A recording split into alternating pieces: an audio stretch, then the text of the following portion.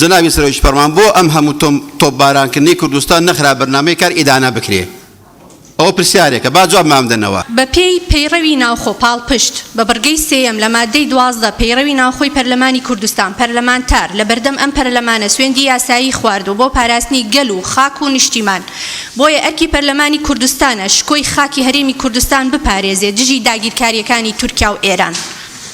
پێویستە ڕێگە بگیرێ لە شەهیدکردنی ژن و منداڵ و خەڵکی مەدەنی. پێویستە ئەو 16 بارەگایەی دەستگای میتی تورکی هەیە لا ببرێت لە هەرێمی کوردستان. ڕێگە بگیرێ کە بەردەوام ئێران و تورکیا ئاسمانمان بەکاردەهێنن بۆ شەهیدکردنی هاوڵاتیانی کوردستان. زۆر سوپاس. بڕاستی ڕەوش یا بەرە و تالیکێ و خراپ بچیتن نیەتێن جیران و دەوروبەرتمە زۆر خراپن.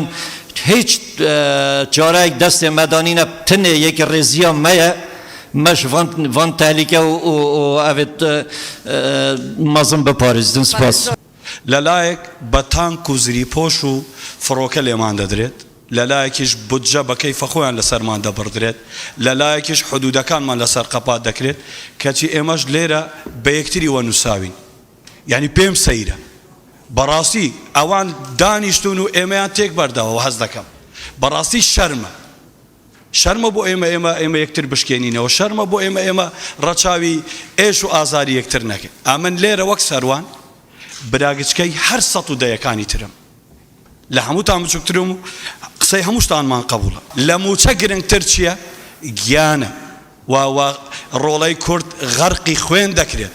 جارێ با ئێمە باسی ئەو شتانە بکەین. یعنی لە داواکارم لە بەڕێزتان وەکو سەرۆکاتی پەرلەمان ئەو ماوەیە گرنگی بە لێژنەکانی تەندروستی و پێشمەرگە و ناوخۆ و ناوچە سنووریەکانی هەرێمی کوردستان بدرێت و زۆر سپاس. ئێستا قەزەی داگیرکاری قەزەی هێرشەکانی وڵاتانی دراوسێ بۆ هەرێمی کوردستان قەزەیەکی هەنووکەیە ئەبێ قسەی لەسەر بکرێت. لە ئێستاە تورکیا بە درێژی 30 کیلۆمەتر و ئێران بە درێژی 10 کیلۆمەتر لە ناو خاکی هەرێمی کوردستانە.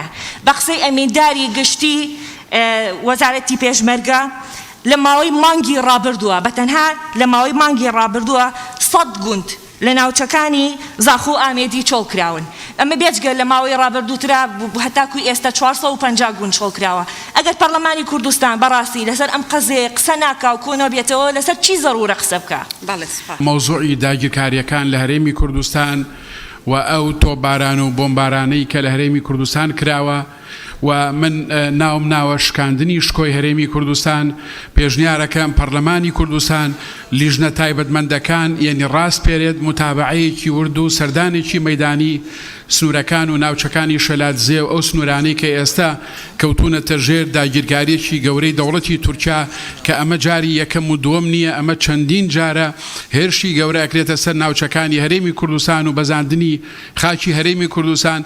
لەبەرەوە بەلامانەوە گرنگ بێت ئێمە یعنی ئەو حاڵەتەی کە ئێستا لە هەرێمی کوردستان هەیە حاڵەتێکی نائاساییە. لەبەرەوە جەنابتان وەکو دەستەی سەرۆکایەتی ئەمر بکەن بۆ ئەوەی کە یعنی لیژنە تایبەتمەندەکان سەردانێکی مەیدانی ئەو سنوورانە بکەن.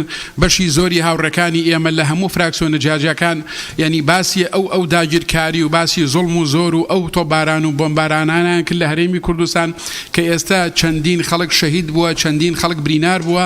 لەبەرەوە یعنی ئەوە کارێکی گەورەیە، کارێکی مەزنە ئێمە سەردانێکی مەیدانی بکەین بۆی بتوانین لە ڕاستیە لە نزیکەوە گوێ لە هەموو لە دانیشتوانی سنوورەکە بگرین.